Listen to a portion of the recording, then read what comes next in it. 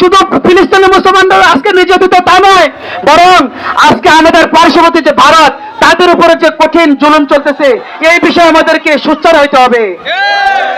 এই জন্য আগামীকাল যে কর্মসূচি আমাদের দেশের যে নেতৃবৃন্দরা যে কর্মসূচি দিয়েছেন, সকল ওলামা কেরামরা এবং যারা নেতৃবৃন্দ রয়েছেন আমাদের দেশের, মার্চ ফর ঢাকা গাজা, সেই কর্মসূচিতে আমরা সকলেই ইনশাআল্লাহ অংশগ্রহণ করার চেষ্টা করবো ইনশাআল্লাহ।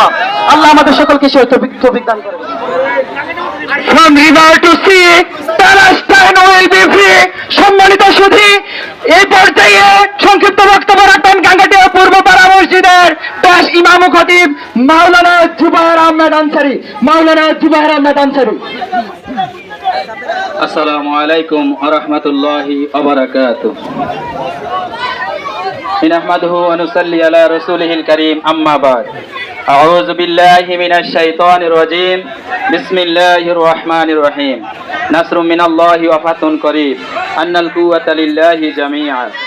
আলা আখিরি আয়া। ওয়া ক্বালা an-নাবী সাল্লাল্লাহু আলাইহি ওয়াসাল্লাম, আল মুসলিমু আখুল মুসলিম, আও কামা ক্বালা আলাইহিস সালাতু ওয়াস সালাম। মহান আল্লাহ পাকের দরবারে অসংখ্য অগণিত আমরা শুকরিয়া আদায় করি যে আল্লাহ পাক রব্বুল আলামিন পবিত্র জুমার দিনে